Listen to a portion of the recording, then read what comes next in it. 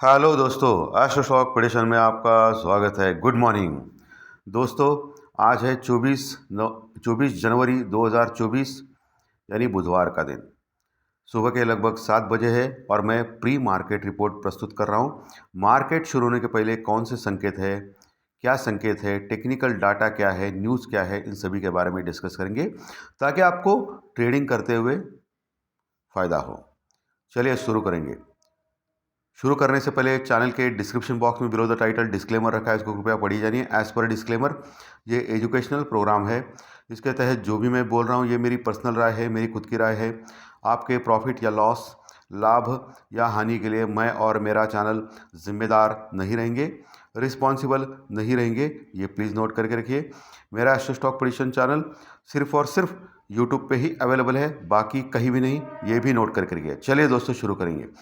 दोस्तों, मार्केट का राग रंग आपने देखा। कल बुरी तरह हमारा मार्केट गिरा और गलत क्या बात है कि ऊपर से गिरा।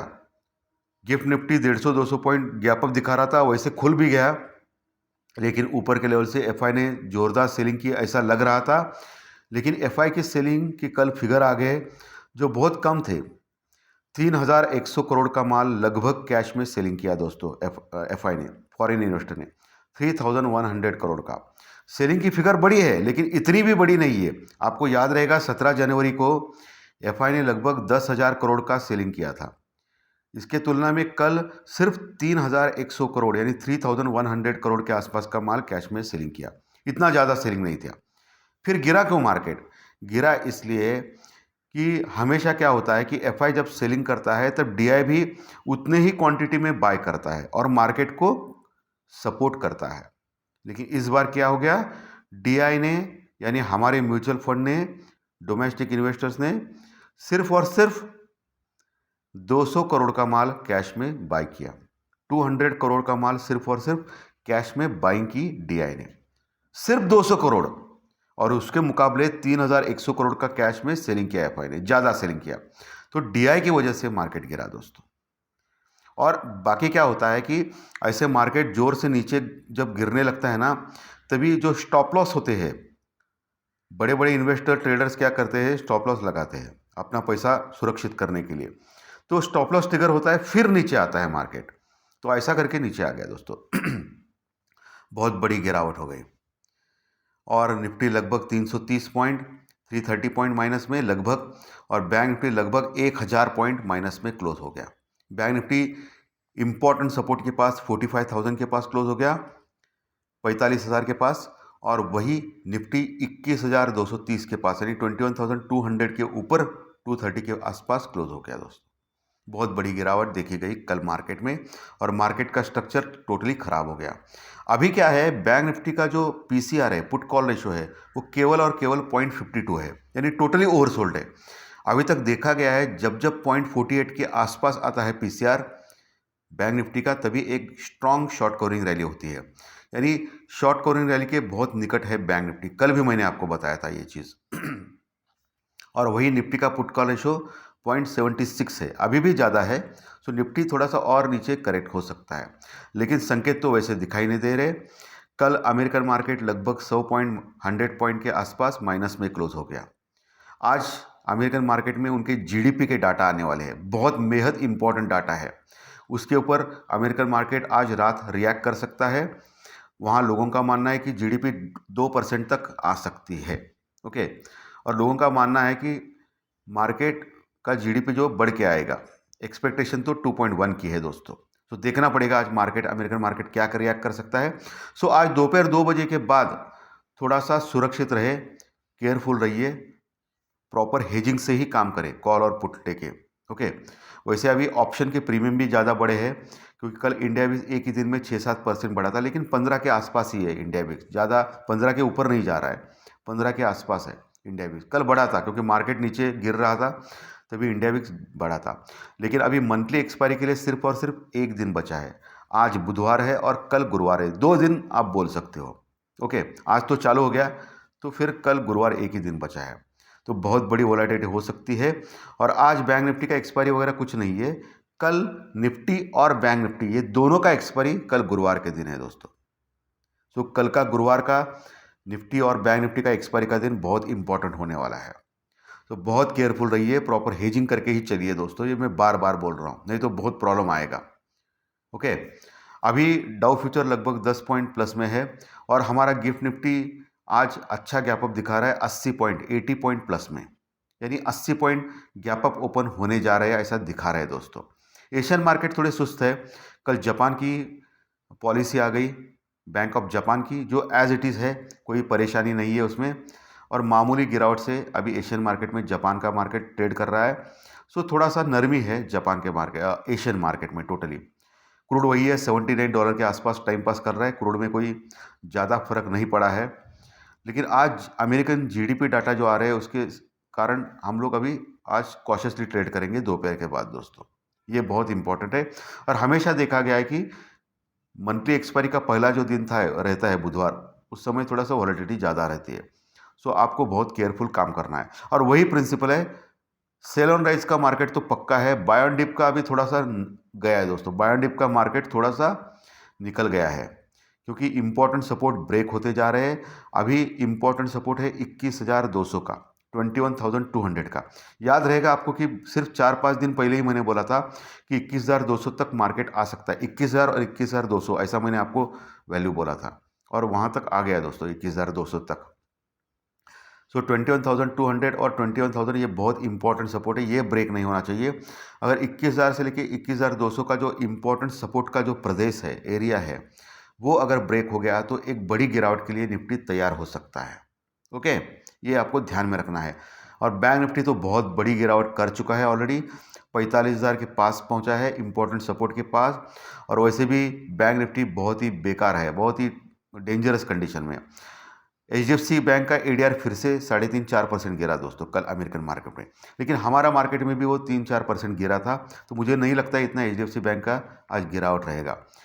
लेकिन ध्यान में रखिए, FI HDFC बैंक सेल कर रहा है कंटिन्यूस। ओके, लेकिन जनरली मुझे लग रहा है कि HDFC बैंक अभी 52 वीक्स लो के पास है, यानी सभी शेयर्स बढ़ चुके हैं, लेकिन अभी तक बढ़ चुके हैं, लेकिन HDFC बैंक का शेयर बहुत नीचे गिर चुका है। सो मुझे लग रहा है कि HDFC बैंक जो है स्टॉक, वो लेने का समय आ चुका है लॉन्ग टर्म के लिए। अगर आप स्टॉक्स लेते हो, ऑप्शन फ्यूचर की बात नहीं कर रहा हूँ मैं, स्टॉक्स कैश में, अगर थोड़ा थोड़ा 10-15 10-15 10-15 जैसे जैसे फॉल होगा नीचे, वैसे वैसे 10-15 10-15 या 5-2-5 ऐसा करके आप बढ़ा सकते हो उसकी क्वांटिटी, और एक महीने में उसको एवरेज करके आप रख सकते हो, तो आगे आपको रिटर्न अच्छा दे सकता है HDFC बैंक का शेयर दोस्तों। तो इतना कुछ ख़राब नहीं था उसमें, लेकिन अभी तक आपने देखा रहेगा तो 15 से 20% का फॉल आ गया है HDFC बैंक में रिजल्ट के बाद दोस्तों। बहुत बड़ी गिरावट, इतनी सारी गिरावट मैंने तो नहीं देखी है, कोविड के टाइम पे भी इतना गिरा नहीं था HDFC बैंक का शेयर, और उस लेवल पे आ गया है अभी। सो अभी जो भी है स्टॉक तो फंडामेंटली स्ट्रांग है, ब्लू चिप स्टॉक है, लेकिन जो भी करना है आपके फाइनेंशियल एडवाइजर से कंसल्ट करके कीजिए, ताकि आपको लॉस ना हो, ये भी बोलना मेरा परम कर्तव्य है दोस्तों। चलिए अभी टेक्निकल डाटा के ऊपर आते हैं, यानी सपोर्ट और रेजिस्टेंस जो इम्पोर्टेंट है।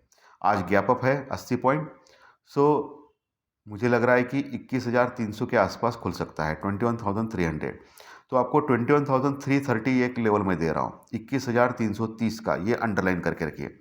जो गैप अप दिखा रहा है 80 पॉइंट का, 21,330 का लेवल आपको गैप अप होने के बाद देखना है। उसके ऊपर अगर टिकता है आधा घंटा, 15-20 मिनट, आधा 20-25 मिनट, तो एक शॉर्ट कवरिंग रैली आ सकती है बैंक निफ्टी में, जो 21,400-450 तक लेके जा सकती है आज के ही दिन। ये ध्यान में रखना है, क्योंकि मंथली एक्सपायरी का दिन है, शॉर्ट कवरिंग रैली भी तेज हो सकती है। ओके, 21,330 ये मार्क करके रखिए, 21,330। और अगर 21,500-520 का लेवल अगर तोड़ देता है बैंक निफ्टी ऊपर के लेवल पे, तो फिर 21,550 तक रास्ता क्लियर है। बट मैं मान रहा हूँ कि 21,500 से लेकर 550, 21,500 से लेकर 550 एक मजबूत रेजिस्टेंस रुकआउट का लेवल रह सकता है आज के दिन के लिए, जो रुकआउट का काम करेगा। अभी ऊपर के लेवल पे करोड़ों में कॉन्ट्रैक्ट जुड़ चुके हैं दोस्तों, कॉल राइटर्स बन चुके हैं जो मंदी करना चाहते हैं। ओके, तो आपको ये ख्याल रखना है। और नीचे ओपन होने के बाद 21,200 के पास पुट राइटिंग हो सकती है आज, जो एक सपोर्ट का काम करेगी। और एक अच्छा सपोर्ट चाहिए तो 21,120 से लेके 21,150, 21,120 से लेके 21,150 एक लेवल है, एक मजबूत सपोर्ट का काम कर सकता है। अगर ये ब्रेक हो गया तो फिर 21,000 21,050 एक आखिरी होप है, 21,000 21,050। उसके नीचे गया तो फिर गड़बड़ है निफ्टी में, फिर बहुत बड़ी गिरावट के लिए तैयार हो सकता है। वैसे पुट कॉल रेशो ढीला ढाला है, कम है, तो मुझे लग रहा है कि एक बाउंस बैक होना चाहिए, बट उसमें सेल ऑन राइज का मार्केट रहेगा, ऊपर से फिर गिर सकता है मार्केट, ऊपर से फिर प्रॉफिट बुकिंग आ सकती है। ओके, ये आपको ध्यान में रखना है और लेवल्स इंपॉर्टेंट रहना है। मैं हमेशा बोलता हूँ कि प्री मार्केट रिपोर्ट जो होता है वो लेवल्स के ऊपर होता है, टेक्निकल्स के ऊपर होता है, फंडामेंटल्स के ऊपर होता है, लेवल सपोर्ट रेजिस्टेंस के ऊपर होता है, न्यूज़ के ऊपर होता है। और फाइनेंशियल एस्ट्रोलॉजी का कार्यक्रम जो होता है वो प्योरली एस्ट्रोलॉजी के ऊपर होता है, ज्योतिष के ऊपर होता है। बहुत सारे लोग उसको दोनों में जोड़ देते हैं और कहते हैं कि प्री मार्केट रिपोर्ट में आपने ऐसा बताया, वहाँ ऐसा बताया। तो इन लोगों को बोल के भी कुछ फ़ायदा नहीं, क्योंकि उनको तो समझ नहीं है मार्केट की। प्री मार्केट रिपोर्ट में clearly technical data news flow के ऊपर मैं बताता हूँ, सपोर्ट रेजिस्टेंस बताता हूँ, कहाँ लेना है कहाँ बेचना है। और वही एस्ट्रोलॉजी का जो प्रेडिक्शन कार्यक्रम होता है वहाँ मैं प्योरली ज्योतिष शास्त्रीय आधार के ऊपर बोलता हूँ। ये अलग अलग कार्यक्रम है, उसको मिक्स करना गलत है। लेकिन आप एस्ट्रो फंडामेंटल टेक्निकल कर सकते हो। एस्ट्रो टेक्निकल यानी क्या होता है कि एस्ट्रोलॉजी का प्रेडिक्शन ले सकते हो और टेक्निकल के सपोर्ट रेजिस्टेंस ले सकते हो, उसके ऊपर काम कर सकते हो। थोड़ा दिमाग यूज करो यार, दिमाग नहीं ऐसा बातें कर रहे हैं ना तो उसका जवाब भी देना मैं उचित नहीं समझता हूँ। ओके, बहुत सारे अभी मैं बात करने वाला था थोड़े से अलग शब्दों में, लेकिन ठीक है, अभी मूड ठीक है मेरा। तो ये लोगों का जो है ना, एक जो मंद बुद्धि का जो ये है वो कब जाएगा? ओके, मुझे लगता है कि ये लोग भोंकने के लिए आते हैं बस चैनल के ऊपर, बाकी कुछ नहीं है। उनका काम होता है जितना दूसरे चैनल को बदनाम करे उतना अच्छा है। तो ऐसे लोगों को मैं कृपया विनती करता हूँ कि अनसब्सक्राइब करके निकल जाइए, यहाँ आपकी ज़रूरत नहीं है। ओके, चलिए तो ये निफ्टी का मैंने क्लियरली बोला आपको। चलिए बैंक निफ्टी 45,000 यानी 45,000 के ऊपर क्लोज हो गया है यानी 45,000 के आसपास गैप अप हो सकता है 150-200 पॉइंट का। लेकिन प्रॉब्लम यह है कि एक्सिस बैंक का जो रिजल्ट है वो बहुत बेहद ख़राब आया है दोस्तों। सो फिर बैंक निफ्टी में गिरावट तय है ऐसा लग रहा है। एक्सिस बैंक का रिजल्ट ख़राब है, आईसीआईसीआई बैंक का रिजल्ट अच्छा है, कल भी बढ़ा था, आज भी बढ़ सकता है। एचडीएफसी बैंक को थोड़ा सपोर्ट करना पड़ेगा, कोटक महिंद्रा बैंक और एचडीएफसी बैंक को, तभी बैंक निफ्टी ऊपर जा सकता है। अन्यथा बहुत प्रॉब्लम है बैंक निफ्टी में दोस्तों, क्योंकि एक्सिस बैंक का वेटेज भी ठीक ठाक है, तो फिर वो गिरावट दे सकता है बैंक निफ्टी को, देखना पड़ेगा। और सभी कुछ ऑपरेटर्स के ऊपर निर्भर है, कभी कभी रिजल्ट भी खराब होने के बाद ऑपरेटर्स शेयर्स को चढ़ाते हैं। ओके, वो देख सकते हैं, बहुत बार ऐसा हुआ है। तो इसको भी आपको मद्देनजर रखना है। चलिए, तो बैंक निफ्टी 150-200 पॉइंट बढ़ा तो 45,200 45,200-250 के ऊपर अगर टिकता है तो फिर 45,400-450 का लेवल आ सकता है आज के ही दिन। मोटा मोटी मैं मान रहा हूँ 45,500-550 यानी 45,500-550 एक बहुत बड़ा रेजिस्टेंस रुकावट का लेवल आज का रह सकता है। उसके ऊपर अगर आ गया गलती से बैंक निफ्टी तो बहुत बड़ी शॉर्ट कवरिंग रैली जो 46,000 तक लेके जा सकती है बैंक निफ्टी में, 1000 पॉइंट की रैली, ये आपको ध्यान में रखिए।